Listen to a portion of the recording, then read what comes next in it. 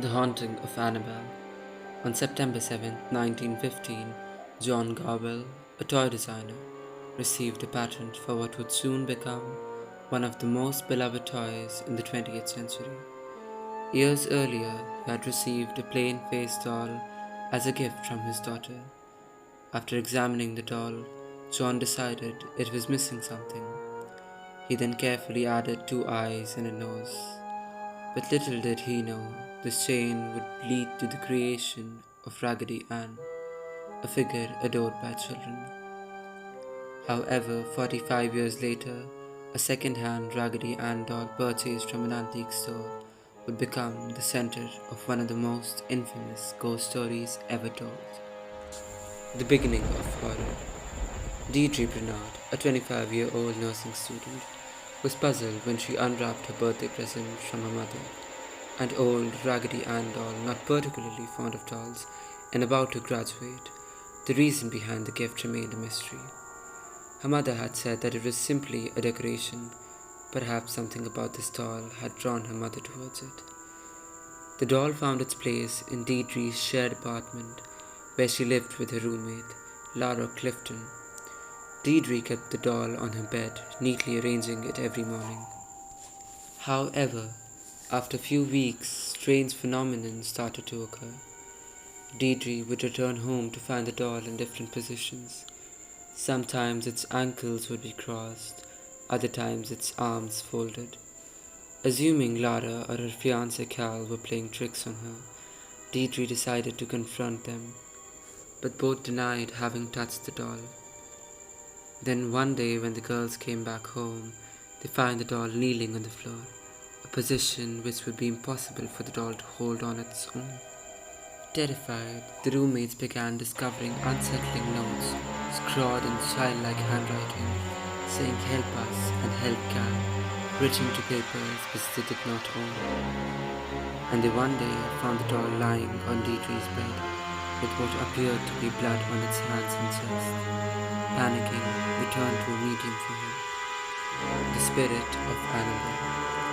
During the seance, the medium revealed that the spirit of a young girl named Annabelle Higgins had been contacting her. Annabelle, who had died in the area when she was just 7 years old, wanted companionship and sought permission to move into the Raggedy Ann world. The girls, feeling pity, agreed. This would be their undoing. As time passed, Deidre and Lara began treating Annabelle like talking to her, buying her jewelry. They made Annabelle feel at home. But Lara's fiancé, Cal, was never comfortable around the doll. He would see nightmares when Annabelle would climb up to his face and strangle him. And then one day, Cal was physically attacked in his sleep when he described an invisible force which he was not able to see. That attack left him 7 scars on his chest. This horrifying incident was enough to convince them that they needed help beyond what a medium could provide. They then contacted a priest who then invited 2 famous paranormal investigators, Ed and Lorraine Warren. The Warrens' investigation. Ed and Lorraine were well-known demonologists, believed that it was something possessing the doll was not some harmless child spirit, but something much more darker, something inhumane, a demonic entity. Ed believed that this entity had tricked the girls into giving it the permission to inhabit the doll, thus giving it powers to act within their world. The Warrens, with the help of the priest, performed an exorcism on the apartment. Lorraine, who could sense spirits, felt the dark presence lift after exorcism, but the girls were still too frightened to keep the doll, and asked the Warrens to take the doll with them. They all thought it was finally over, but it was just the beginning of the Annabelle tales. The Curse of Annabelle. On the drive back to their home, Lorraine sensed a vicious hatred aura emitting from the doll.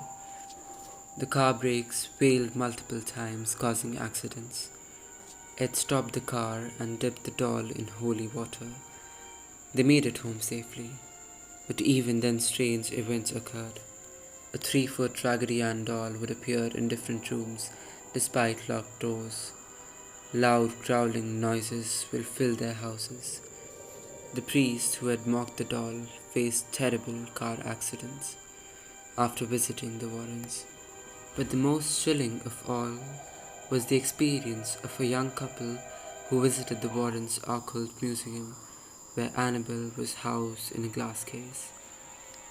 The young man, trying to impress his girlfriend, banged on the case and challenged it to harm him.